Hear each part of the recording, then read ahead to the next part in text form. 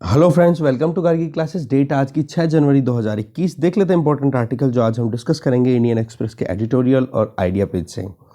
First article है that is letter and spirit.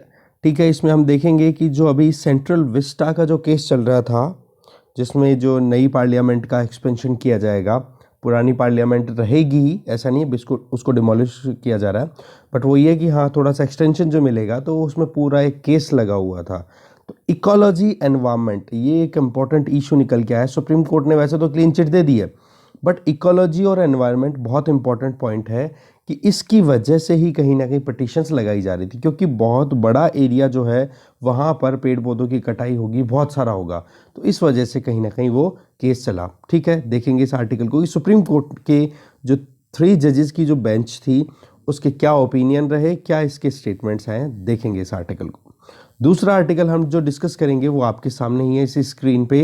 In farm debate, R&D के बारे में कोई बातचीत नहीं हो रही, रिसर्च एंड डेवलपमेंट के बारे में। ये आर्टिकल बहुत ही अच्छा है कि फार्मर्स की अगर बात करें, पंजाब, हरियाणा, वेस्टर्न यूपी जो प्रोटेस्ट कर रहे हैं अभी, जो 3 फार्म लॉज आए उनके अगेंस्ट में, उनकी मेन डिमांड ये है कि हम राइस और वीट से हमारी डेली लाइवलीहुड को अर्न करते हैं और वो बेनिफिशियल भी रहता है। बट ये राइस और वीट का जो कल्टीवेशन है ना, इसकी वजह से वाटर लेवल डिप्लीशन बहुत ज़्यादा, ग्राउंड वाटर डिप्लीशन बहुत ज़्यादा हो रहा है। ठीक है, तो उस चीज़ के लिए क्या किया जा सकता है? बोले साइंस एंड टेक्नोलॉजी अच्छा काम कर सकती है। आर्टिकल बहुत अच्छा है, देखेंगे इसको। तो 2 आर्टिकल हो गए इस पेज से। बाकी आपको मैं एक आर्टिकल की समरी यहीं पे बताऊंगा। ये वाला आर्टिकल काम का नहीं है हमारे लिए, ये वाला भी काम का नहीं है। फिर बात आता है गूगलर्स यूनाइट। अभी गूगल के जो इंजीनियर्स हैं या फिर जो भी एम्प्लॉयज़ हैं, उन्होंने साथ मिलकर के एक अपनी यूनियन बना ली जिसका नाम है अल्फ़ाबेट वर्कर्स यूनियन। और उन्होंने अपनी डिमांड रखनी शुरू कर दी कि भाई हमें यहाँ पर रिफॉर्म चाहिए, एथिकल माहौल चाहिए, एथिक्स को फॉलो करने वाला, क्योंकि सेक्सुअल हारासमेंट बहुत होते रहते हैं, रिप्रेसिव एटीट्यूड बहुत ज़्यादा है वहाँ पर। जो करंट गवर्नमेंट है यूएसए की, उसका बिहेवियर भी, और साथ में ये जो करंट आप कह सकते हो जो मेन एम्प्लॉयर्स हैं गूगल के, वो लोग भी। तो यहाँ पर भी आप देख सकते हो, जहाँ हम लेबर की बात किया करते हैं, लेबर्स की, उसी तरीके से तो अल्टीमेटली है तो लेबर का इश्यू ना ये भी। ठीक है, और दूसरा यहाँ पर जो पॉइंट निकल के आ रहा है वो ये इनइक्वालिटी का। इनइक्वालिटी कैसे? एक तो रेस वाली इनइक्वालिटी, वाइट एंड ब्लैक, और एक मेल फीमेल वाली इनइक्वालिटी बड़ी ज़्यादा हाईलाइट हो रही है। तो इन चीज़ों को ध्यान में रखते हुए, एक वही बात, आप गूगल में एक टेक जाइंट में काम कर रहे हैं, डेफिनेटली उनको बहुत नॉलेज है कि हाँ एक जना तो इस पूरे मुद्दे को उठा नहीं सकता, तो उन्होंने फिर अपनी यूनियन बनानी शुरू कर दी। और आप देखोगे लगभग 400 इंजीनियर्स एक साथ आ गए हैं और इसकी अपनी डिमांड्स को पूरा कराने के लिए वो रोड पे उतरना, मतलब एक तरह से अकाउंटेबिलिटी फिक्स करना, ट्रांसपेरेंसी फिक्स करना, इसके लिए वो लगातार काम कर रहे हैं। और जब तक जस्टिफाइड एनवायरनमेंट नहीं मिलेगा जिसमें प्रॉपर काम मिले, उसके हिसाब से उनको पेमेंट मिले, उसके हिसाब से उनके जो राइट्स हैं, ठीक है, वो फुलफिल नहीं होते हैं, तब तक वो इस चीज़ को कंटिन्यू करेंगे। तो ये जो चीज़ है ना, आप देख सकते हो, यूनियन इज स्ट्रेंथ, इनइक्वालिटीज़ कहीं ना कहीं अभी भी लगातार है। अमेरिका जैसे डेवलप्ड कंट्रीज़ में आप देख सकते हो रेशियल और जेंडर बेस्ड डिस्क्रिमिनेशन कंटिन्यू है। ठीक है, वो चीज़ हाईलाइट होती हुई दिखाई देती है। चल, और बाकी आइडिया पेज पे चलते हैं। आइडिया पेज पे आप फर्स्ट आर्टिकल देख रहे हो, that is the child in India. इस आर्टिकल में जो डेटा है उसको थोड़ा और एनालाइज किया जा रहा है, नेशनल फैमिली हेल्थ सर्वे के जो 5वें राउंड के जो डेटा आए हैं उसमें। तो इस आर्टिकल को भी देखेंगे। तो एक आर्टिकल तो ये हो गया, ये आर्टिकल हमारे बिल्कुल काम का नहीं है, जेएनयू से रिलेटेड है, आप देखना चाहो देख सकते हो। बाकी हम दूसरा आर्टिकल जो डिस्कस करेंगे, नॉट बाय डिजिटल अलोन, क्योंकि जो गाँव के या मार्जिनलाइज सेक्शन जो हैं, उनको आप कह सकते हो जो एक्सेसिबिलिटी होनी चाहिए ना उनकी, जैसे मान लो नरेगा में वो काम कर रहे हैं या डायरेक्ट बेनिफिट ट्रांसफ़र जो गवर्नमेंट सीधा अकाउंट्स में ट्रांसफ़र कर रही है, तो ट्रांसफ़र तो हो गए, बट वो मनी को एक्सेस कर पा रहे हैं कि नहीं कर पा रहे हैं, पूरा मुद्दा जानेंगे क्या करना चाहिए अभी। ठीक है, तो इस तरीके से टोटल 4 आर्टिकल्स है, देखते हैं एक एक करके। फर्स्ट आर्टिकल है लेटर एंड स्पिरिट। देखो, सुप्रीम कोर्ट ने अप्रूवल दे दिया है ट्यूसडे को कि जो सेंट्रल विस्टा प्रोजेक्ट है यूनियन गवर्नमेंट का, उसको, तो कोर्ट ने इसके साथ में कुछ और भी बातें कही हैं, कुछ कई चीज़ें कही हैं, जिसमें ये कहा है कि जो केस की लीगैलिटी है, तो उस पर तो चलो ठीक है, कोई बात नहीं है, पर आप अपने लिमिटेशंस को ज़रा ध्यान दो। एक तो ये कि ये पॉलिटिकल इशू है, ठीक है। तो इसमें पार्लियामेंट में डिबेट होने की ज़रूरत है, क्योंकि आप मतलब एग्जीक्यूटिव गवर्नमेंट वो अकाउंटेबल किसके लिए है, पार्लियामेंट के लिए, और पर्टिकुलरली बात की जाए किसकी, लोकसभा के लिए। तो बोले कि आप वहाँ पर उसकी इसके बारे में डिबेट करो, डिस्कशन करो, ठीक है। कोर्ट का रोल कॉन्स्टिट्यूशनैलिटी चेक करने तक रहता है, इससे आगे ज़्यादा बनता नहीं है। तो इसी तरीके से इसी सेम जजमेंट में आप देखोगे वर्डिक्ट जो दिया गया ना फिर बाद में, वो 2-1 के स्प्लिट से दिया गया है, जिसमें 2 ने फेवर किया है, 1 अगेंस्ट में गए हैं कि हाँ इस सेंट्रल विस्टा को अप्रूवल मिलना चाहिए। बट ये जो वर्डिक्ट है इसको हमको थोड़ा डिटेल में पढ़ने की ज़रूरत है। अब AM खानविलकर और दिनेश माहेश्वरी, ये 2 जस्टिसेस थे, इन्होंने तो देखो अप्रूवल दे दिया कि भाई ठीक है कि हमारी तरफ से तो हाँ है। बट जो डिसेंटिंग नोट है संजीव खन्ना, जो जस्टिस संजीव खन्ना, उन्होंने मना किया कि ये जो प्रोजेक्ट है ना इसमें बहुत सारे इम्पेरेटिव्स हैं जिनको हमें थोड़ा सा समझने की ज़रूरत है। उन्होंने बिल्कुल मना किया, बोला कि ये अप्रूवल नहीं मिलना चाहिए। बट वही बात है, मेजोरिटी रूल चल रहा है, तो 2-1 वही बात होगी, ठीक है। फिर रेस्पेक्ट, अब देखें पॉइंट क्या आ रहा है, तो जस्टिस खन्ना ने तो ये बोला है एनवायरमेंटल और हेरिटेज नॉर्म्स को ध्यान में रख के काम करो। देखो कंसल्टेशन अगर प्रॉपर नहीं होता है तो वो चीज़ें आप मतलब होता है ना कि आप अगर खुद से ही सोच के सब कुछ करोगे तो दूसरा जो आपके ओपिनियन के अगेंस्ट में जा रहा है उसको आपने नहीं सुना तो आपको 2 और डायमेंशंस का पता नहीं पड़ता। तो एनवायरमेंटल और हेरिटेज नॉर्म्स को आपको ध्यान में रखने की ज़रूरत है। जस्टिस खानविलकर ने अपने खुद और जस्टिस माहेश्वरी ने पॉइंट बिल्कुल क्लियर ये कहा है कि ये जो चैलेंज है ना, चैलेंज का मतलब ये जो प्रोजेक्ट को जो चैलेंज आ रहा है वो कहीं ना कहीं हाई प्रिंसिपल बेस्ड है, वो डेमोक्रेसी के क्वेश्चंस हैं। इसलिए इस पे बेस्ड नहीं है कि हाँ स्टैट्यूटरी प्रोविजंस ही केवल वायलेट हो रहे हैं, ऐसा कुछ नहीं है। डेमोक्रेसी के प्रोविजंस, दैट मीन्स डेमोक्रेसी में is all about debate, discussion, deliberation, वो चीज़ें कहीं ना कहीं चैलेंजिंग है, तो उन पर ध्यान देने की ज़रूरत है। अगर गवर्नमेंट आगे जाना भी चाहे तो बात वही आगे पार्लियामेंट में डिस्कशन करके आगे बढ़ो। गवर्नमेंट एजेंसीज की बात करें या प्लानर्स की बात करें या आर्किटेक्ट्स की बात करें, उन्होंने देखो न्यू सेंट्रल विस्टा के लिए प्लान किया है बहुत आगे बढ़ने के हिसाब से। बट ये बनना किसके बेसिस पे चाहिए, पार्टिसिपेटिव प्रोसेस होने चाहिए, ट्रांसपेरेंसी होनी चाहिए पब्लिक इंस्टीट्यूशंस में, जहां पर कॉमन पब्लिक को भी इसके बारे में जानकारी अवेलेबल हो, ठीक है। कोर्ट की जो बातचीत हुई है तो उसके हिसाब से गवर्नमेंट को ज़रूरत है कि एनक्लेव को जो अपने हिसाब से नए तरीके से बनाने की बात कर रही है, तो आप देखोगे तो ये इंडिया की लार्जेस्ट लेजिस्लेटिव बॉडी है, हाईएस्ट लेजिस्लेटिव बॉडी है। तो यहाँ पर एडमिनिस्ट्रेटिव ब्लॉक्स को, मिनिस्ट्रीज़ को, डिपार्टमेंट्स को एक इंटीग्रेटेड मैनर में एक साथ बनाया जाएगा, जिससे कि उनके बीच में कम्युनिकेशन ईजी गोइंग वे में स्टैब्लिश किया जा सके। तो ये बात जो है वो कहीं ना कहीं फेवरेबल या फेवर कर रही है। बट यहीं पर कहीं ना कहीं कुछ चैलेंजेस आ जाते हैं इस डेवलपमेंट को लेकर के। एक तो है डेवलपमेंट वाला पॉइंट, ठीक है। दूसरा ये कि जो ऑपोजिशन पार्टीज हैं वो कहीं ना कहीं कंसल्टेशन में केवल और केवल नेगेटिव चीज़ों को बनाने की उठाई कोशिश करें, वो नीचे बताई जाएगी इस आर्टिकल में। बट पॉइंट अभी हमारे सामने जो आ रहा है वो देख लेते हैं। देखो कि अगर आप ये बना रहे हो एंड कंस्ट्रक्शन की एक्टिविटी हुई, कंस्ट्रक्शन की वजह से कहीं ना कहीं आपको पता है दिल्ली वाले रीजन में NCR में कितना पोल्यूशन ऑलरेडी रहता है, तो बोला आप वहाँ पर स्मोक टाउन्स बनाओ, ठीक है, आसपास में स्मोक टाउन बनाओ और स्मोक गन्स लगा दो, जिससे कि पॉल्यूशन को मिटिगेट कर सको कंस्ट्रक्शन मटेरियल की वजह से, ठीक है। और डायरेक्ट वेस्ट मैनेजमेंट पे ध्यान दो, जिससे कि साइट पे जो भी वेस्टेज जनरेट हो उसका वहीं की वहीं पे उसका मैनेजमेंट हो जाए। इससे क्या होगा कि जो पॉल्यूशन की प्रॉब्लम होने का स्कोप है ना, एनवायरनमेंट की जो बात आ रही है वो तो कम से कम टैकल हो जाएगी। तो इसके लिए ज़रूरत है कंसिस्टेंट मॉनिटरिंग की, सर्विलांस की। बट इन मेजर्स से भी आगे बढ़ने की हमें ज़रूरत है। देखो जो गाइडिंग प्रिंसिपल्स है ना, उन पर अगर ध्यान दें तो डेवलपमेंट है ना वो सस्टेनेबल होना चाहिए, एनवायरनमेंट को प्रिजर्व करके ध्यान में रखते हुए आगे बढ़ने की ज़रूरत है। क्योंकि केवल एक बार डेवलपमेंट किया फिर आपने एनवायरनमेंट पर थोड़े दिनों के लिए ध्यान दिया, फिर बाद में पता पड़ा लॉन्ग टर्म में ये प्रोजेक्ट कहीं ना कहीं हार्मफुल हो रहा है, तो फ्यूचर जनरेशन्स के लिए वहाँ पे सर्वाइव करना मुश्किल हो जाएगा। तो कहने का मतलब सस्टेनेबल वे में काम होने की ज़रूरत है। तो दूसरा पॉइंट आ जाता है फिर इकोलॉजी का। इकोलॉजी की अगर बात करें तो जो डिसेंटिंग जस्टिस हैं, जस्टिस खन्ना, एक सेकेंड, तो डिसेंटिंग जस्टिस खन्ना की जो नोट है उसको भी हमें ध्यान से पढ़ने की ज़रूरत है। उन्होंने सीधा सा कहा है कि एनवायरमेंटल क्लियरेंस लेना, ठीक है, इस प्रोजेक्ट के लिए वो केवल क्रेडिबिलिटी साबित नहीं कर देता है। सुप्रीम कोर्ट का एक वर्डिक्ट है 2019 का, जिसमें Hanuman Laxman Aroskar versus union of India, जिसमें जस्टिस खन्ना इस बात को नोट कर रहे हैं उस केस से कि भाई पब्लिक कंसल्टेशन जो है वो केवल एक फॉर्मेलिटी नहीं है। आप जब भी कोई डिसीजन लेते हो तो लोगों के कंसर्न्स को आप उसमें फैक्टर रखो, उसमें बहुत इंपॉर्टेंट रोल होना चाहिए। कंसल्टेशन हो गया तो केवल फॉर्मेलिटी नहीं होती है, तो वो चीज़ ध्यान देने की ज़रूरत है।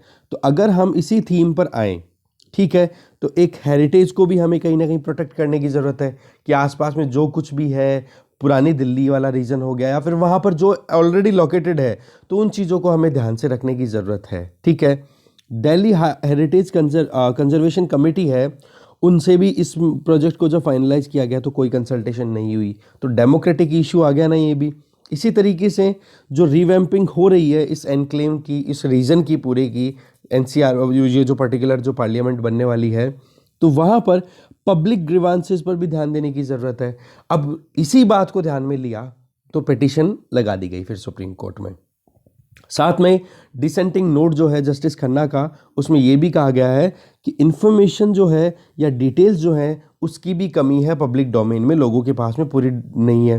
अब देखो, अगर सिग्निफिकेंट वे में, ट्रांसपेरेंट मैनर में टोटल इन्फॉर्मेशन या फिर रेलेवेंट इन्फॉर्मेशन जो पब्लिक डोमेन में अवेलेबल होनी चाहिए, तो उसकी वजह से तो फिर पब्लिक कैसे समझ पाएगी कि इस प्रोजेक्ट के लॉन्ग टर्म में क्या फ़ायदे हैं, क्या नुकसान है। तो सबसे इम्पोर्टेंट चीज़ जो है ना वो ये कि पब्लिक को पूरी इन्फॉर्मेशन अवेलेबल होनी चाहिए, जिससे कि वो वेल इन्फॉर्म्ड वे में अपनी कंसेंट भी दे सके, या उनको कोई ऑब्जेक्शन हो तो वो अपने हिसाब से अपने ओपिनियन तो दे सके, और उन ओपिनियन को फिर आप डेलिब्रेशन कंसिडर करके एक्सेप्ट करो और उनको फैक्टर के तौर पे पुट इन करके और फिर आप आगे बढ़ो। इससे क्या हो जाता है कि देखो, ये एक हिस्टोरिक, एक आइकॉनिक प्रोजेक्ट है, यहाँ पर हमें बहुत कुछ सीखना भी है, तो बहुत कुछ चीज़ों पे ध्यान भी रखने की ज़रूरत है। रही बात एनवायरनमेंट की, पेड़ पौधे अगर कट रहे हैं तो वही बात है, रिफॉरेस्टेशन करने की ज़रूरत है। ठीक है, वो ध्यान देने की ज़रूरत है। और दूसरे रीजन में जहाँ पे पेड़ पौधे लगाए जा सकते हैं वहाँ पे किया जा सकता है प्लांटेशन का काम। नेक्स्ट आर्टिकल देखते हैं। नेक्स्ट आर्टिकल है in farm debate missing research and development. Article लिखा हुआ है दीपक पंतेल के द्वारा या पिंटाल के द्वारा। देखो, करंट डिबेट चल रहा है एग्रीकल्चर रिफॉर्म्स को लेकर के। यहाँ पर से एक इम्पॉर्टेंट एस्पेक्ट है वो है रिसर्च एंड डेवलपमेंट, जिससे कि फार्मर्स की इनकम को सपोर्ट किया जा सकता है, एनवायरनमेंट एंड इकोलॉजी को प्रोटेक्ट किया जा सकता है। वो चीज़ मिसिंग है। पंजाब, हरियाणा और वेस्टर्न यूपी के फार्मर्स हैं वो करंट एजिटेशन में लीड कर रहे हैं, बट राइस और वीट को अगर रिप्लेस कर दिया जाए किसी रिम्यूनरेटिव क्रॉप से, इन सीरियल्स को अगर रिमूव कर दिया जाए, तो यहाँ पर ये क्या कोल्ड, इतनी लंबी लंबी ठंडी रातें या फिर ये बीमारी का टाइम जो चल रहा है कोविड-19 का, तो क्या वो यहाँ पे रहेंगे? जी बिल्कुल नहीं, वो चले जाएंगे। तो राइटर बड़ा ऑप्टिमिस्टिकली बोल रहे हैं, बट पॉइंट यहाँ पे हम पॉलिटिकल ना जा करके टेक्निकल इश्यूज में घुसते हैं। ठीक है, करंट डिबेट की अगर बात करें, करंट डिबेट ये चल रहा है कि मिनिमम सपोर्ट प्राइस जो है उसकी लीगैलिटी फाइनलाइज कर दी जाए, लेजिटिमेसी फाइनलाइज हो जाए, जिसकी लेजिटिमेसी नहीं सॉरी बैकिंग दे दी जाए, लीगल बैकिंग दे दी जाए, जिसकी वजह से फार्मर्स थोड़ा सा अश्योर्ड फील करें। और दूसरा, जो पोस्ट हार्वेस्ट के बाद में जो कैश ट्रांसफ़र होता है वो कहीं ना कहीं स्मॉल होल्डर्स के लिए वायबल है कि नहीं है, वो देखने वाली बात है यहाँ पर पूरी की पूरी। और मार्केटिंग रिफॉर्म्स के लिए गवर्नमेंट ने अपनी तरफ से काम कर दिया, बट पॉइंट यहाँ पे ये रहता है कि देखो, दो इंपॉर्टेंट नेचुरल रिसोर्सेज की ज़रूरत होती है जब भी एग्रीकल्चरल एक्टिविटीज़ परफॉर्म की जाती है। नंबर 1 एक तो होता है वाटर, नंबर 2 एग्रीकल्चर के जो इनपुट्स हैं वहाँ पर रिसर्च एंड डेवलपमेंट, दोनों sector, water and agriculture inputs, दोनों पर ध्यान देने की ज़रूरत है। अगर हम गरीबी की बात करें तो गरीबी को इंडिया में हम अलग अलग तरीके से देख सकते हैं। ठीक है, जिसमें लो इनपुट्स देख सकते हैं, हाई आउटपुट ग्रोथ की ज़रूरत हो। कहने का मतलब, अगर गरीबी को ध्यान में रखें तो और फिर बाद में एग्रीकल्चर को थोड़ा रिम्यूनरेटिव बनाएं, तो देखो इनपुट की प्राइस तो लो हो जाए, आउटपुट जो है एग्रीकल्चर से वो ज़्यादा हो जाए, इनपुट जो है नेचुरल रिसोर्सेज का या मॉनेटरी इनपुट, ये दोनों कंसिडर करने वाली बात है। ठीक है, तो यहाँ पर science and technology important factor बन के आती है। अब इस पर हमें ध्यान देने की ज़रूरत है। तो देख लेते हैं जी आर्टिकल में क्या बोलना चाह रहे हैं राइटर। देखो, एग्रीकल्चर इनपुट की बात करें तो हम इसमें इरिगेशन भी आता है, टिलिंग भी आ गया, हार्वेस्टिंग भी आ गया, फर्टिलाइजर भी आ गया, एग्रोकेमिकल्स भी आ गए, सीड्स भी आ गए, इन सब को मिला करके हम एग्री इनपुट बोल सकते हैं। इंडिया में हम टोटल लगभग 400 बिलियन क्यूबिक मीटर पानी की बात कर रहे हैं। सबसे पहले वाटर रिसोर्सेज, ये अच्छा डेटा है, ध्यान रखना आप, ठीक है। इंडिया को हम अगर देखें तो लगभग 400 बिलियन क्यूबिक मीटर्स मतलब BCM रेनफॉल हम रिसीव करते हैं एनुअली, ठीक है। बट ज़्यादातर जो हिस्सा है ना वो आप देखोगे ईस्टर्न पार्ट में गिर जाता है, जबकि ये प्रोटेस्ट करने वाले फार्मर्स कहाँ के हैं? वेस्टर्न रीजन के, ठीक है। दूसरा, इसके अलावा अगर आगे चले हम तो ये जो रेनफॉल जो होता है तो हमारे यहाँ पर 100 घंटों के अंदर ज़्यादातर बारिश हो जाती है, और वो भी किस फॉर्म में? मूसलाधार बारिश, टोरेंशियल डाउनपोर, ठीक है। इससे क्या हो जाता है कि वाटर स्टोरेज की शॉर्टेज आ जाती है, इरिगेशन को बड़ा क्रिटिक। अब देखो इरिगेशन हमारे यहाँ पर बेस्ड किस पे है? कई ज़्यादातर तो मानसून पे डिपेंडेंट है, तो इरिगेशन के लिए वाटर स्टोर करने की ज़रूरत है। तो बड़े बड़े हमारे पास में स्टोरेज की कमी है। एक साथ पानी 100 घंटों में 400 बिलियन क्यूबिक मीटर का ज़्यादातर हिस्सा एक साथ गिर जाए तो स्टोर करना कितना मुश्किल है। इसकी वजह से कहीं ना कहीं एग्रीकल्चर को थोड़ा क्राइसिस का सामना करना पड़ता है।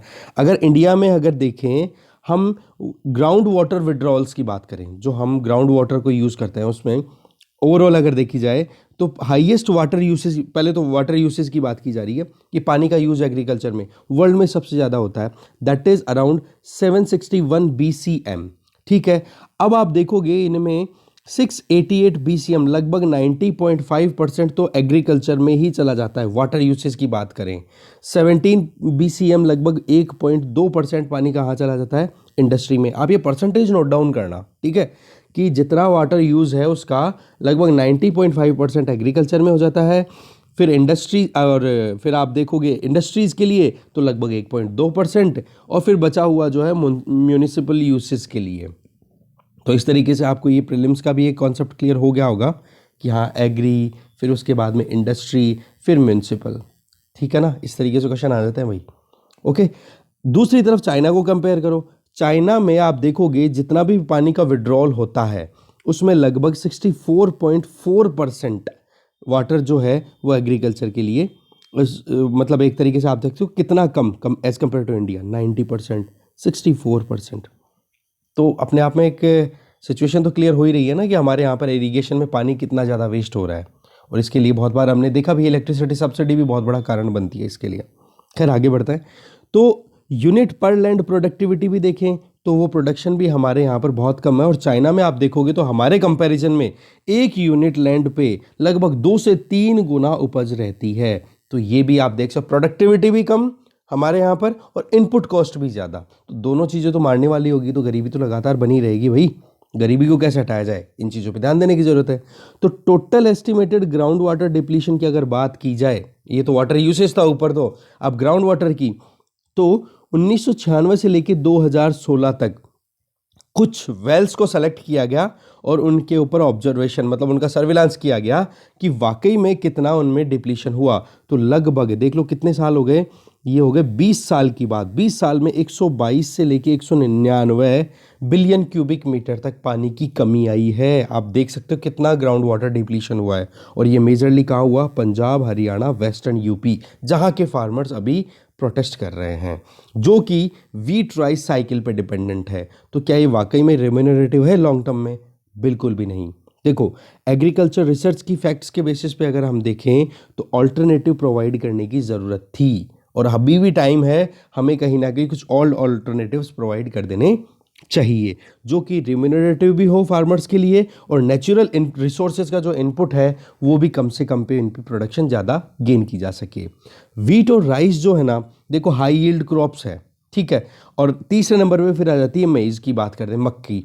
बट अगर हम देखें पिछले कुछ सालों की रिसर्च की तो यील्ड जो इंक्रीज हुई है इसकी, वीट राइस की, इनकी, तो उसकी वजह क्या है कि ब्रीडिंग वेराइटीज बहुत सारी हो गई हैं, हाइब्रिड रेजिस्टेंट क्रॉपिंग ज़्यादा आने लग गई है, जो कि पेस्ट को या फिर जो भी पैथोजन है जैसे कोई वायरस है, फंगी है, इनके अगेंस्ट में अपने आप को प्रोटेक्ट करके रख सकते हैं, ठीक है। तो इसकी वजह से क्या होगी, उनकी प्रोडक्शन, उनकी यील्डिंग जो है वो लगातार स्टेबल है और हाई भी है। मेज़ की अगर बात करें तो वो देखो राइस को एज ए रिप्लेसमेंट लिया जा सकता है, बट मेज़ की प्रॉब्लम क्या आती है कि मेज़ ज़्यादातर अभी हमारे यहाँ पर कंजम्पशन किसके लिए हो रहा है? लाइव स्टॉक के लिए या फिर पोल्ट्री फीड के लिए ज़्यादा काम में लिया जाता है।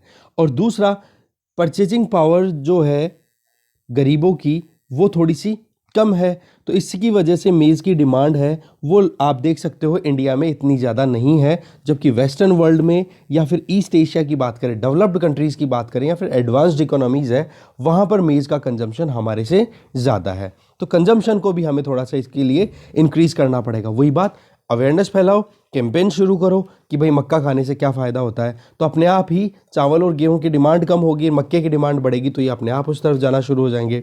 साथ में राइटर कह रहे हैं कि एनवायरमेंटलिस्ट ने बहुत सारे सजेशन दिए हैं कि राइस है, ठीक है, या फिर जो राइस है उसको आप कोर्स ग्रेन क्रॉप से रिप्लेस करो, जैसे बाजरा हो गया, रागी हो गया, ज्वार हो गया, इनसे रिप्लेस कर दो। तो करंटली अगर हम देखें तो ये जो मोटा अनाज है ना, ये कहाँ पर उगाया जाता है जी? ज़्यादातर मार्जिनली ड्राइड लैंड्स पे, मतलब जहाँ पर शुष्क क्लाइमेट है, ड्राई क्लाइमेटिक कंडीशंस है, वहाँ पर ऐसा हो रहा है। जबकि इन क्रॉप का जो यील्डिंग पैटर्न है इस रीजन में जितना चाहिए उतना नहीं आ पाता, तो क्यों ना इस पे प्रॉपर वे में रिसर्च की जाए, डेवलपमेंट किया जाए, अच्छी जो वैरायटी है वो तैयार की जाए। जैसे गेहूं की HYV तैयार की गई थी, गेहूं या चावल की हाई यील्ड वैरायटी, वैसे बाजरे की, ज्वार की, रागी की क्यों नहीं होती जी?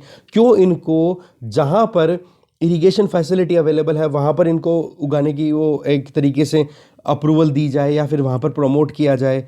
तो और साथ में इनके ऊपर जो पेस्ट का अटैक होता है, पैथोजेंस का अटैक होता है, उनके अगेंस्ट में इनके ऊपर रिसर्च हो, बायोटेक्नोलॉजी बेसिस रिसर्च हो और बाद में पैथोजन से, पेस्ट से इनको प्रोटेक्ट किया जाए। इससे क्या होगा? वही बात, हमारी क्लाइमेट के अकॉर्डिंग सारी चीज़ें, इनमें पानी की ज़्यादा ज़रूरत नहीं पड़ती है। देखो आप राजस्थान की अगर बात करो तो बाजरा सबसे ज़्यादा प्रोड्यूस होता है, फिर महाराष्ट्र की बात कर लो, ये मोटे अनाजों की बात करें तो वहाँ पर पानी की कमी है, तो ही आप देख सकते हो। तो जहाँ पर पानी है, अगर इन अनाजों की अगर प्रोडक्शन होने लग जाएगी तो क्यों नहीं फिर बाद में आप देख सकते हो नेचुरल रिसोर्सेज भी प्रिजर्व रह जाएंगे, प्रोटेक्टेड रह जाएंगे, कंजर्व रह जाएंगे, और साथ में इनकम जो है वो भी राइज हो जाएगी। और आपको पता होना चाहिए जो हमारा जो पोषण अभियान है, प्रधानमंत्री पोषण अभियान, ये शायद 8 मार्च 2018 से शुरू हुआ था, मुझे जहाँ तक याद आ रहा है, ठीक है। तो उसमें क्या कहा गया था? बोला कि मोटे अनाज में न्यूट्रिएंट बहुत अच्छे होते हैं। तो न्यूट्रिशनल जो आगे हम नेक्स्ट आर्टिकल देखेंगे जिसमें हम देखेंगे बच्चों के अंदर कुपोषण की प्रॉब्लम, तो वो जो प्रॉब्लम है वो भी कहीं ना कहीं टैकल हो जाती है इसमें,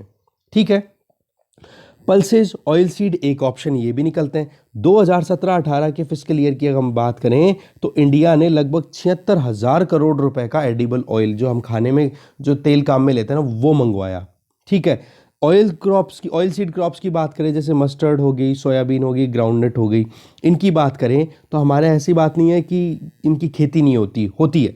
सोयाबीन और ग्राउंडनट जो है वो तो आप देख सकते हो, ये एक लेग्यूमिनस क्रॉप्स हैं, मतलब वो जो एलिमेंटल नाइट्रोजन है ना एनवायरनमेंट में, उसको फिक्स कर लेती है। और नाइट्रोजन फिक्सेशन के बाद में आपको पता ही है कि प्लांटेशन अच्छे से होता है, उनकी ग्रोथ अच्छे से हो पाती है। तो ये तीनों क्रॉप्स है ना, ये एडिबल ऑयल भी प्रोवाइड करती हैं और प्रोटीन रिच सीड भी होते हैं, जैसे मूंगफली आप खाते होंगे, ठीक है। और साथ में आप देख सकते हो सीड मील, मतलब बीज खा करके भी लाइव स्टॉक को भी सर्वाइव कराया जा सकता है। पोल्ट्री जो फार्मिंग होती है उसमें भी ये तीनों के तीनों अच्छे से काम आते हैं। बट अनफॉर्चुनेटली हमारे क्या है, इन तीनों की जो यील्डिंग है ना वो स्टैग्नेटिंग है, मतलब फंस पड़ी है, बढ़ नहीं पा रही है। कितनी? पर हेक्टेयर केवल 1.1 टन, जो कि ग्लोबल एवरेज से बहुत कम है। दूसरा, पंजाब, हरियाणा, वेस्टर्न यूपी, अगर यहाँ पे ये ग्रो किया जाए तो यहाँ पर थोड़ा सा क्या है, बोले डिजीज या पेस्ट की प्रॉब्लम है, जो कि यील्डिंग को थोड़ा सा और नेगेटिवली इम्पैक्ट कर रहा है। तो क्यों भाई इस पे रिसर्च एंड डेवलपमेंट नहीं हो रही है? क्यों इनको पेस्ट पैथोजन रेजिस्टेंट नहीं बनाया जा रहा? उस पर ध्यान दिया जा सकता है। देखो, बायोलॉजी हमेशा एवोल्यूशनरी रहती है। एवोल्यूशनरी का मतलब कि मान लो कोई भी क्लाइमेटिक चेंज हो रहा है, जैसे क्लाइमेट अभी चेंज हो रहा है ना, तो प्लांट्स ऑटोमेटिकली अपने अंदर चेंजेस ला रहे हैं, वो क्लाइमेट ऑटोमेटिकली फोर्स करती है उसको चेंज करने के लिए, तो उसको बोलते हैं एवोल्यूशनरी बायोलॉजी, ठीक है। तो जो इंटरेक्शन है पेस्ट का, पैथोजेंस का, जो भी होस्ट है, जो भी प्लांट है, जो कोई भी ऑर्गेनिज्म हो, तो उनके बीच में फिर आप देखते हो एक स्ट्रगल देखने को मिलता है, जिसको हम आर्म रेस बोल सकते हैं। तो होस्ट जो है फिर बाद में अपने हिसाब से कुछ इवॉल्व भी करता है, कुछ डिफेंस भी क्रिएट करता है, और जो यूजर है, जैसे हम जो फार्मर है, वो फिर ऑप्शंस पे दिमाग लगाना शुरू कर देता है। जो एक्चुअल में आप देख सकते हो कि खुद की लर्निंग बेसिस पे प्लांट ने कुछ डेवलप किया है, उस पर आप उसको अगर कॉम्प्लीमेंट थोड़ा सा कर दोगे साइंस एंड टेक्नोलॉजी से तो कितना बेनिफिट उठाया जा सकता है। बट नहीं, हम ऑल्टरनेटिव ढूंढना शुरू कर देते हैं, जिसकी वजह से वो जो डिफेंस है ना वो भी कहीं ना कहीं वीक पड़ जाता है उस पर्टिकुलर प्लांट का। देखो, ह्यूमन बीइंग की तरह ही जो ये प्लांट्स हैं ये भी वायरस, बैक्टीरिया, फंगी या फिर नेमाटोड्स या फिर इंसेक्ट्स या फिर आप देख सकते हो हर्बीवोरस, लार्जर हर्बीवोरस, ये हो गए ना गायें, और ये नील गाय ये घुस जाती है खेतों में, वीड्स, पैरासाइट प्लांट्स, इनसे कहीं ना कहीं ये भी कहीं ना कहीं इनको भी परेशानी रहती है। तो देखो, नॉलेज हमारे पास में है, उसी नॉलेज को क्यों ना हम अप्लाई कर दें यहाँ पे। देखो, पेस्ट और पैथोजन, जो कीड़े मकोड़े, कीट जो होते हैं, इनको टैकल किया जा सकता है एग्रोकेमिकल्स, जिसको हम बोलते हैं हर्बिसाइड्स, सॉरी ये पेस्टिसाइड्स इनको बोल दिया जाता है। ग्लोबल लेवल पे देखें तो ओवरऑल कंजम्पशन जो है पेस्टिसाइड्स का वो 1990 में केवल 2.4 मिलियन टन का होता है, जो बढ़कर के 4 मिलियन टन हो गया है 2011 में। तो आपको कभी भी अगर पॉल्यूशन में, एग्रीकल्चर पॉल्यूशन में लिखना हो तो ये डेटा भी बड़ा इंपॉर्टेंट है, लिख लो इसको, ठीक है।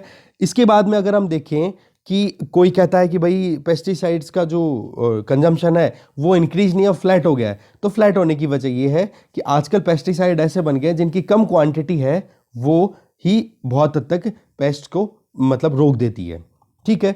तो इस चीज़ से क्या हो रहा है, साइंस एंड टेक्नोलॉजी अपनी तरफ से पूरी कोशिश कर रही है ना, तो बोले इसकी हेल्प जरूर लेनी चाहिए। जो हमारे मेन फूड सिक्योरिटी हॉटस्पॉट्स हैं, जहाँ पर 5 मेजर क्रॉप्स आप देखोगे वो है, तो वो इन पेस्ट की या फिर इन पैथोजेंस की वजह से लॉसेस बहुत ज़्यादा कंसिडर कर रही है। एक तो वीट की अगर बात करें तो पेस्ट की इनकी वजह से लॉस कितना होता है, लगभग 21.5% यील्डिंग में, राइस में 20%, मीज में 22.5%, पोटैटो में 17.2%, तो सोयाबीन में 21.4%। तो ये लॉसेज है ना, ये अल्टीमेटली क्या रिजल्ट देते हैं, कम प्रोडक्शन हो पाता है। इसकी वजह से पेस्ट अच्छा, प्रॉब्लम क्या आ रही है हमारे फार्मर्स के साथ में, ये पेस्ट के साथ में इतना लॉस हो रहा है क्योंकि पेस्टिसाइड जो है वो बहुत महंगे हैं और हमारे फार्मर्स के लिए अफोर्डेबल नहीं हो पाते, तो इनको अफोर्डेबल बनाओ या तो।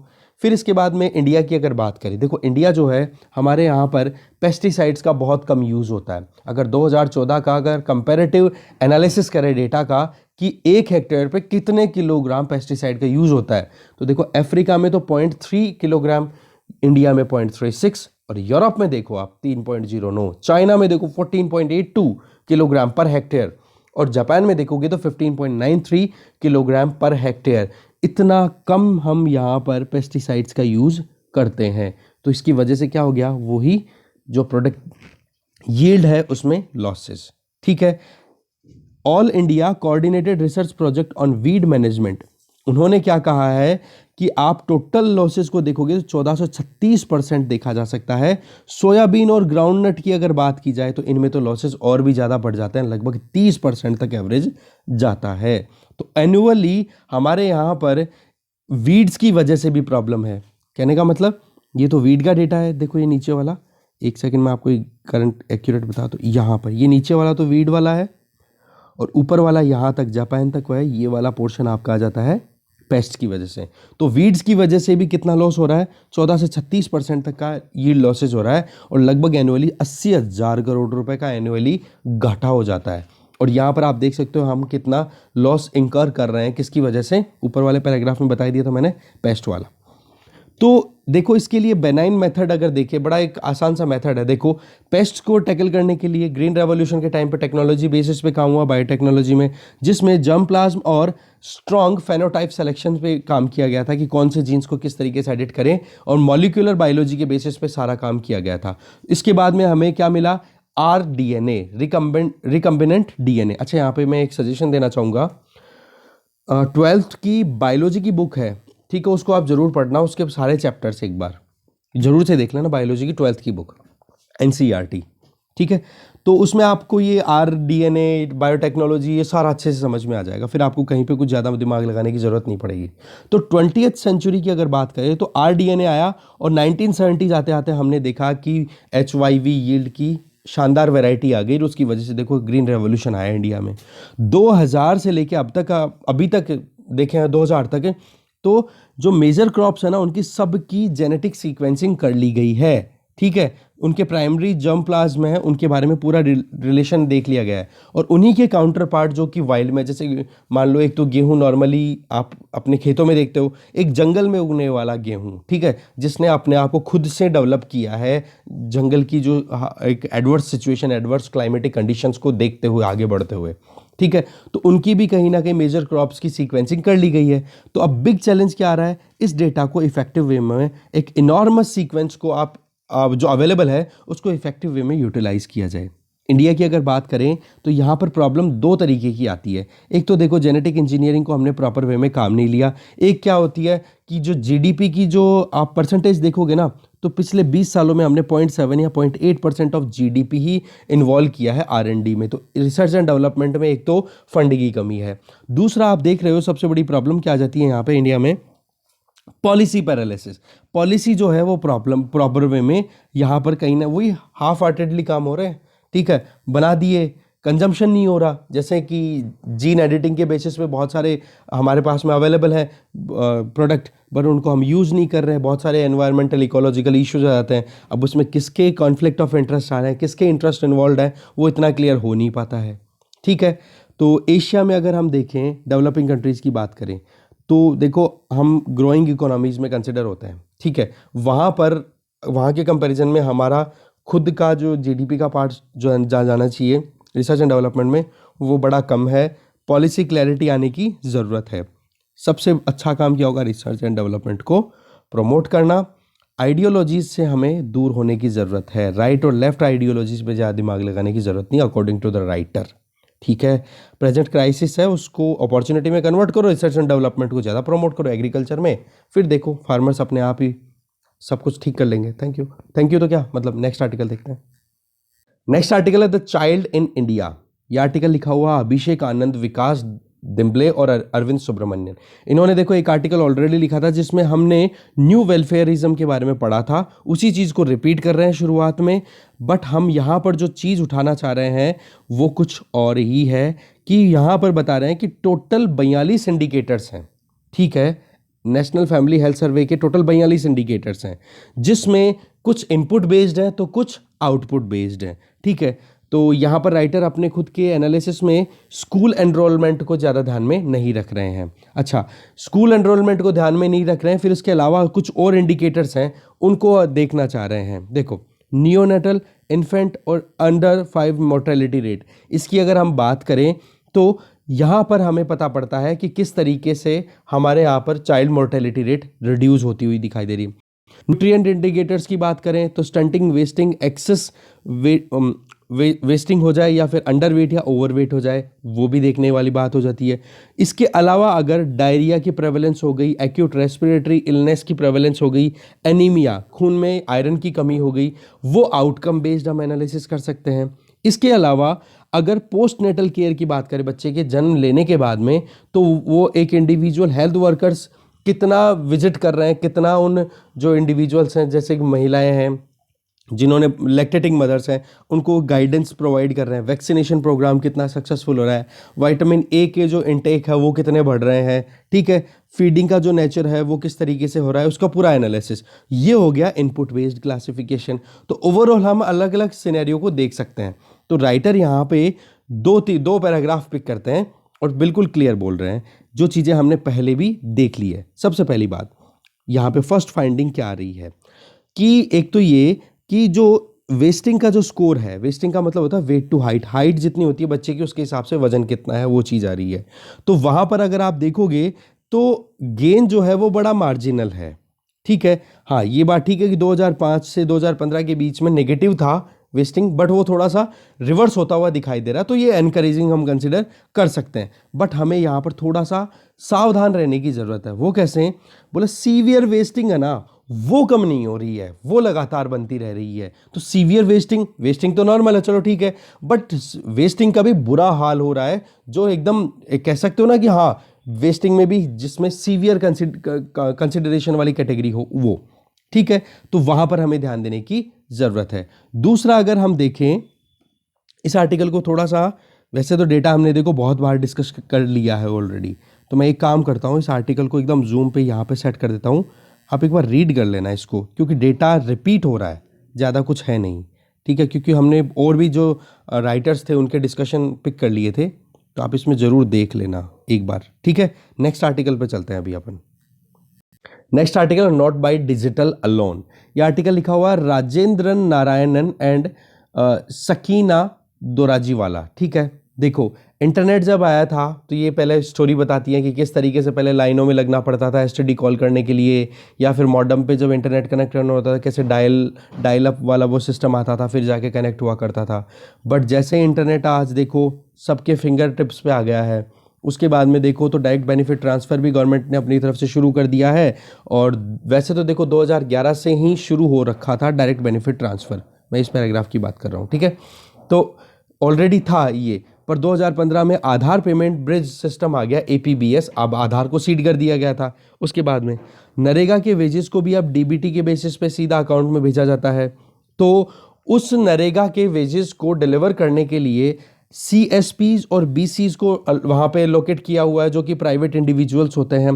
सीएसपीज मतलब कंज्यूमर सर्विस पॉइंट्स, या फिर बैंकिंग कॉरेस्पॉन्डेंट। तो उनके पास में जो भी इंडिविजुअल है गाँव में जो रहते हैं, वो अपना नरेगा का जो वेज है उसको निकलवाने के लिए भी जा सकते हैं, तो कुछ पैसा वहाँ पर, या फिर आप कह सकते हो कुछ पैसा डिपॉजिट भी करवा सकते हैं। इलेक्ट्रिसिटी का बिल हो गया या कुछ भी, मतलब उनका लेन देन का काम हो, वो आराम से बैंकिंग ट्रांजैक्शन उनके थ्रू कर सकते हैं।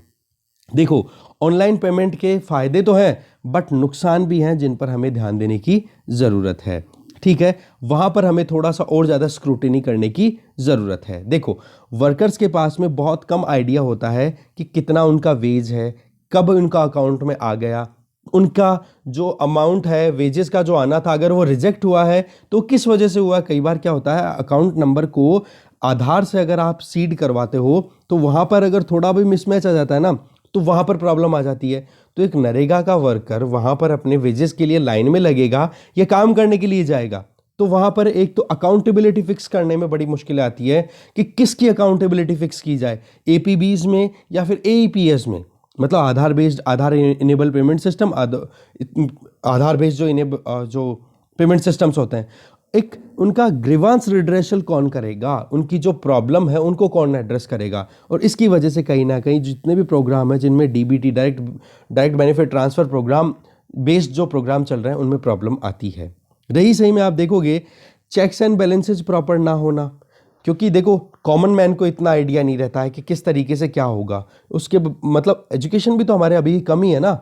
रही सही में आप देखोगे अभी रिसेंटली झारखंड का जो केस हमने देखा स्कॉलरशिप वाला, कि किस तरीके से एक नेक्सस निकल के आया मिडिल मैन, गवर्नमेंट ऑफिशियल और बैंकिंग कॉरेस्पॉन्डेंट्स का, कि सारा का सारा पैसा उन्होंने खा लिया, अकाउंट बच्चे के नाम से फेक खुलवा दिया और बच्चे को कैश दे करके आ गए कि बोले 5,000 तो आ गई उनके पास में अकाउंट में, और अकाउंट घर पे जाकर के देखा है, बोला 2,500 रुपये आपके बच्चे की स्कॉलरशिप आई है, और 2,500 उन्होंने खुद ने खा ली।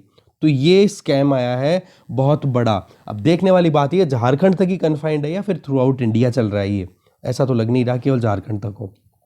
देखो, एक ये अब लिबटेक इंडिया ने अपनी तरफ से रिसर्च की, बोले 2,000 नरेगा वर्कर्स पे हमने रिसर्च की, जो कि आंध्र प्रदेश, झारखंड, राजस्थान के थे। तो सर्वे में हमें क्या एक्सपीरियंस होता है कि जो लोग नरेगा में काम करते हैं उन लोगों को कितनी लंबी लंबी लाइनों में लगना पड़ता है, ठीक है। और लाइनों में लगने के बाद में भी ऐसा नहीं है कि एक दिन में काम हो जाए, 2 दिन 3 दिन चक्कर काटने पड़ते हैं। अब उनके चक्कर काटने के हिसाब से अगर आप देखो मिनिमम वेजेस की अगर बात करें, जिन स्टेट्स में बात कर रही है वहां पर बोले पर डे उनका 171 रुपीज़ उनको नरेगा में मिलता है। अगर एक चक्कर वो काटते हैं ना तो लगभग 50 रुपए, 2 चक्कर अगर वो काटते हैं तो 100 रुपए। अच्छा, इसके अलावा उनका जो इनटेक होता है 25 रुपए की डाइट, वो भी ऐड कर दो, तो ऐसे करते करते लगभग 392 रुपीज़ वीकली वेजेस निकलवाने के ऊपर उनका खर्च हो जाता है, जो कि उनकी वीकली वेजेस का लगभग तीसरा हिस्सा है। तो भाई आपने तीसरा हिस्सा तो उनके यूं ही खर्च करवा दिया। तो इस तरीके से केवल ऑनलाइन जाना ही इसका सॉल्यूशन नहीं है, हमें कुछ और भी काम करने की ज़रूरत है। देखो, बैंकिंग पासबुक में वो एंट्री कराने के लिए लाइन में लगते हैं, तो वहाँ पर ये जो बैंकिंग कॉरेस्पॉन्डेंट्स है वो पैसे लेते हैं, जबकि चार्ज नहीं लेना चाहिए एंट्री देने के लिए। या फिर जो वेजेस आ गए उनके अकाउंट में वो पैसा उनको दे रहे हैं, जो वर्कर्स हैं नरेगा के, उनको अगर पैसा दे रहे हैं तो उनकी तो रोजी रोटी है ना, और उस पर किस बात का चार्ज, बट वो चार्ज लेते हैं। तो वो अकाउंटेबिलिटी फिक्स करने की ज़रूरत है। दूसरा, लाइन में लगते हैं तो इनका टाइम भी तो खराब होता है, एक दिन की आप कह सकते हो काम भी खोटी होता है इनका, ठीक है। गाँव में जो बैंकों की ब्रांचेज हैं वो बहुत कम है। ये डेटा काम का है, ध्यान रखना आप, कि लगभग 1 लाख एडल्ट्स पे गाँव में केवल 14.6 बैंक ब्रांचेज हैं। जबकि रिसर्च ये कहती है कि भाई अगर गाँव में जितना ज़्यादा बैंकिंग ट्रांजैक्शंस इंक्रीज होंगे, जिसको हम फाइनेंशियल इंक्लूजन बोलते हैं, उसमें पुअर्टी रिडक्शन भी उतना ही ज़्यादा होने का स्कोप बनता है। तो गरीबी हटाने के लिए हमें बैंकों की ब्रांचेस और खोलने की ज़रूरत है। टेक्नोलॉजिकल एडवांसमेंट आपने किया, बट उसके बेसिस पे आप रूरल बैंकिंग को और एक्सटेंड क्यों नहीं करते? क्योंकि टेक्नोलॉजिकल एडवांसमेंट से क्या होती है, कॉस्टिंग भी कम आती है। ठीक है, तो इससे क्या होगा, रिडक्शन इन पुअर्टी भी हम रजिस्टर कर सकते हैं, इंफ्रास्ट्रक्चर कॉस्ट है वो भी रिड्यूस हो जाएगी। तो इससे क्या हो जाएगा, पॉलिसी पर्सपेक्टिव्स को भी आप अच्छे से एनालाइज करके इंप्लीमेंट कर पाओगे। तो अल्टीमेटली राइटर क्या बोलना चाह रहे हैं कि देखो, दिन अभी भी इंतजार कर रहे हैं कि एक मार्जिनलाइज सेक्शन से बिलोंग करने वाले इंडिविजुअल को जो राइट मिलना चाहिए ना, कि हाँ उसको एक बेसिक वैल्यूएबल रिटर्न मिलने चाहिए, जल्दी से जल्दी उनकी जो ग्रीवांसेज है उनको एड्रेस करने की ज़रूरत है हमें। तो राइट टू वर्क का मतलब ये नहीं है कि काम दे दिया, राइट टू जो नरेगा इंश्योर करता है, but right to access your own money in timely and transparent manner, कि उनकी जो नौकरी के बाद में उनको काम दे दिया ना आपने, उसके बाद में वो मनी को भी एक्सेस करे। वर्क का मतलब ये थोड़ा ना केवल परात डाल के आ गए कचरे की, नहीं जी, वहाँ पर वो पैसे के लिए काम कर रहे हैं। वो अगर उनको टाइम पे और ट्रांसपेरेंट मैनर पे नहीं मिलेगा तो राइट टू वर्क अभी फुलफिल नहीं हो पा रहा है। तो इसको प्रोटेक्ट करने की हमें ज़रूरत है। इसमें हमें रिड्रेसल को, ग्रीवांस रिड्रेसल मैकेनिज्म भी स्टैब्लिश करने की ज़रूरत है, अकाउंटेबिलिटी भी सेटल करने की ज़रूरत है जो पेमेंट इंटरमीडियरीज हैं उनकी, और टेक्नोलॉजिकल इंटरवेंशन देने की भी ज़रूरत है। ठीक है, इससे क्या हो जाएगा, मार्जिनलाइज सेक्शन को भी थोड़ी बहुत चॉइस मिल जाएगी और वो अपने आप को एम्पावर्ड फील करेंगे। ठीक है, और जो बीच वाला जो आर्टिकल छोड़ा है ना, उसकी वजह एक तो ये है कि हमने पहले डिस्कशन कर लिए थे, ठीक है, वो डेटा रिपीट ही हो रहा था, पर मुझे लगा थोड़ा सा आइडिया हमें लगना चाहिए, बट वो कुछ लगा नहीं। ठीक है, बताते बताते फिर लगा कि यार ये चीज़ें तो रिपीट हो रही हैं। और अगर आप फिर भी देखना चाहो तो आप स्क्रीनशॉट ले सकते हो, मैं फिर से उसको आपके सामने स्क्रीन पे ला देता हूँ और आप अच्छे से देख लेना इसको। बाकी चीज़ें वो ही रिपीट हो रही है जो हमने पूरी डिटेल में देख ली डिफरेंट आर्टिकल्स में। ठीक है, तो डिस्कशन यहीं ख़त्म है। Thank you very much.